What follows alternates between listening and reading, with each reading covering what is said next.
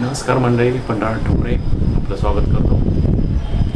गेल्या काही दिवसापासून मनसे अध्यक्ष राज ठाकरे आणि उद्धव ठाकरे यांच्या एकत्र येण्याच्या चर्चा सुरू झालेल्या आहेत. स्थानिक स्वराज्य संस्थेच्या निवडणुकीच्या तोंडावर पुन्हा एकदा राजकीय हालचालींना वेग आलेला आहे.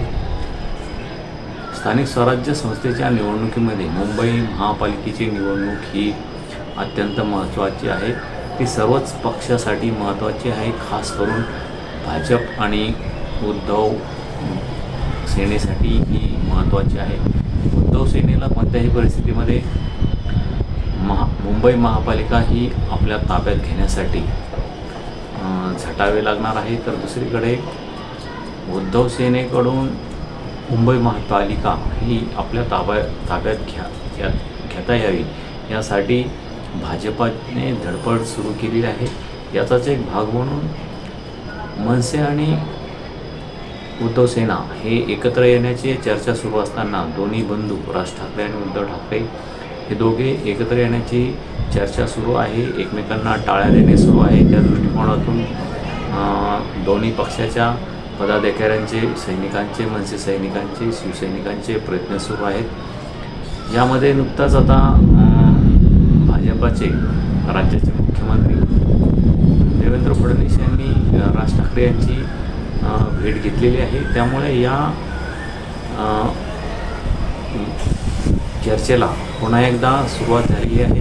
भाजप हा मनसेला सोबत घेण्यात पुन्हा एकदा यशस्वी होतो का, की मनसेला भाजपाला पुन्हा एकदा वेगळं राजकारण करायचं आहे आणि मनसे हा भाजपाच्या खेळीला बळी पडतोय का, हे येणाऱ्या काळात आपल्याला दिसेलच. आणि भाजपाचा हा मनसेचे जे काही मतदार आहेत, जे मुंबई महापालिकेच्या निवडणुकीमध्ये किंगमेकर ठरतील अशा वार्डामध्ये मनसेच्या मतदानावर भाजपाचा डोळा आहे का, आणि त्याचा कसा देवेंद्र फडणवीस उपयोग करून घेतात. मनसेचा उपयोग करण्यासाठी देवेंद्र फडणवीस यांनी पुन्हा एक राजकीय खेळी आणण्याचा प्रयत्न केला आहे का, हे येणाऱ्या काळात आपल्याला दिसेलच. कारण यापूर्वी देवेंद्र फडणवीस यांनी राष्ट्रवादी काँग्रेस फोडली, शिवसेना फोडली आणि सत्ता आपल्या ताब्यात घेण्यासाठी 5 वर्षानंतर ते यशस्वी ठरले. कारण त्यांना 2019मध्ये पूर्ण बहुमत येऊनही, मोठी संख्या आपल्याकडे आमदाराची असतानाही त्यांना मुख्यमंत्री होता आलं नाही. हे भाजपाच्या आणि देवेंद्र फडणवीस यांच्या मोठे जिव्हारी लागलं होतं.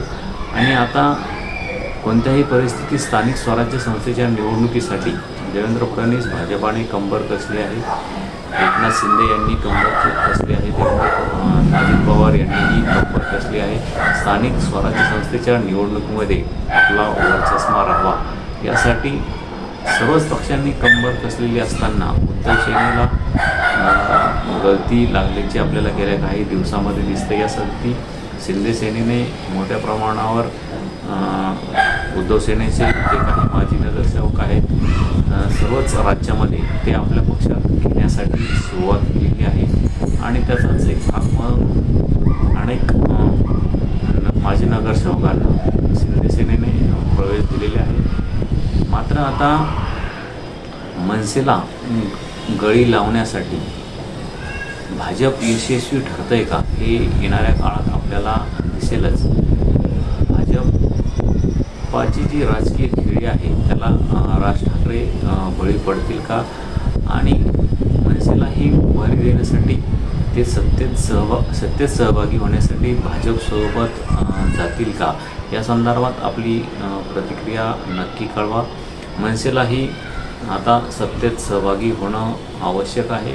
तर उद्धव सेना ही मनसेला सोबत घेण्यासाठी प्रयत्न करते. कारण जो काही मताचा आकडा आहे अनेक वार्डामध्ये महापालिकेच्या निवडणुकीत, तो किंगमेकर ठरण्याची शक्यता आहे या महापालिकेच्या निवडणुकीमध्ये. त्यामुळे मनसे हे उद्धव ठाकरे यांच्यासोबत जातात की भाजपासोबत जातात, हे येणाऱ्या काळात खूपच रंजक असं होणार आहे. राजकीय मोठी यामागे हालचाल आपल्याला दिसून येते. भाजपाने मनसेला काय आम्हीच दिलं की ज्यामुळे ते राज ठाकरे हे भाजपासोबत जातील. आणि हे सर्व सुरू असतानाच गेल्या काही दिवसापूर्वी राज ठाकरे यांनी स्टेटमेंट दिलं होतं की महाराष्ट्राच्या हितासाठी आमच्या दोन्ही भावाचे जे वाद आहेत ते गौण आहेत. या स्टेटमेंटचा विचार करता ते उद्धव ठाकरे यांच्यासोबत जातात का? सर्व त्यांचे जे काही वाद आहेत ते विसरून ते उद्धव ठाकरे यांच्यासोबत जातात का?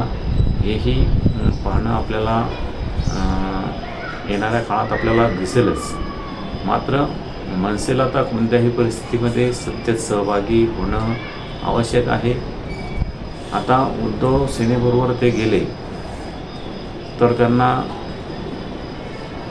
सत्तेत सहभागी होता येईल की भाजपसोबत गेल्यानंतर सत्तेत सहभागी होता येईल यावरच राज ठाकरे यांचं लक्ष असणार आहे.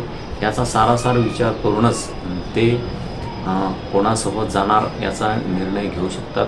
राज ठाकरे यांच्यासाठी ही निवडणूक अस्तित्वाची लढाई होणार आहे.